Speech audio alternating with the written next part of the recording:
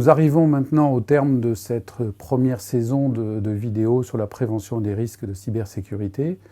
Et donc, on souhaitait finaliser cet exercice en faisant une synthèse de ce que nous avions vu.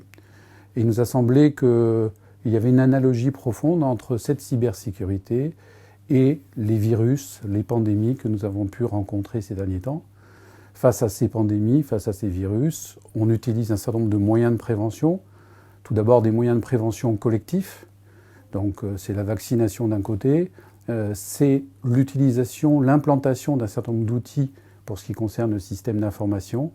On en a implanté un certain nombre dans l'établissement, on continue à les surveiller au quotidien pour qu'ils soient toujours à jour, on en rajoute, et puis effectivement il faut être aussi dans une veille technologique permanente pour s'adapter au mieux aux variants de cybersécurité. Donc au-delà de ce dispositif collectif, il y a aussi des protections individuelles à mettre en place, un peu comme lorsqu'on porte un certain nombre d'équipements de protection face à un virus. Et bien c'est la même chose au sein de nos établissements. Ce qui veut dire qu'il faut éviter les comportements à risque, mais aussi respecter un certain nombre de règles institutionnelles, de conseils qui peuvent être divulgués au sein des établissements. Donc c'est là-dessus qu'on voulait revenir vers vous et réutiliser les compétences et les connaissances de Vincent. Donc, sur l'hygiène hospitalière qu'on va être amené à développer, il y a plusieurs éléments.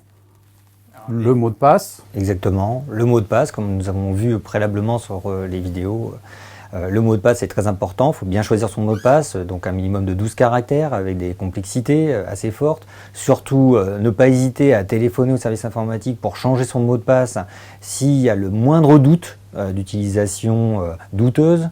Il ne faut vraiment pas du tout hésiter. Encore une fois, le service informatique est là plutôt pour gérer les choses en amont qu'après coup. Ça nous fait gagner du temps. Deuxième point, qui sont des points de vigilance, on fait bien la séparation entre l'usage professionnel de l'usage personnel. Alors, son adresse mail, mais aussi le mot de passe associé, bien entendu, doivent être différents si on l'utilise à titre privé que si on l'utilise à titre professionnel. Un troisième point, quand on trouve une clé USB par exemple sur un parking, surtout quand c'est marqué par exemple confidentiel, on ne va pas la lire sur son ordinateur, c'est vraiment ce qu'on appelle des honeypots, des petits pots de miel que les pirates aiment bien faire. Ils distribuent des clés USB sur les parkings, puis ils attendent que quelqu'un la connecte et hop, le système y tombe. Donc surtout si vous tombez sur ce genre de clé, vous allez au service informatique et nous on a des outils pour les analyser sans aucun risque pour le système d'information.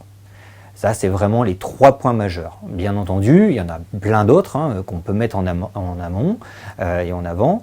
Il y a le fait d'être toujours vigilant sur les messages qu'on reçoit, malgré toute la technicité qu'on peut mettre. Il peut avoir des messages qui passent à travers les mailles du filet et qui comportent soit des virus, soit qui va faire du hameçonnage, qui vont essayer de vous attirer pour que vous rentriez votre identifiant mot de passe.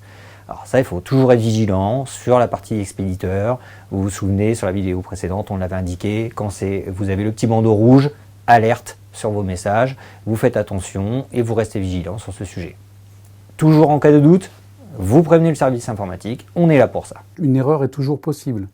Donc ce qu'il faut, c'est avoir le bon réflexe, se dire je me suis trompé, je change mon mot de passe et j'avertis l'informatique que j'ai potentiellement commis une erreur, de façon à ce qu'on puisse pallier à toute difficulté qui pourrait survenir. Encore une fois, la prévention est le maître mot. On a besoin de tous dans ce domaine. Voilà, donc merci de votre attention et à très bientôt. Merci à vous.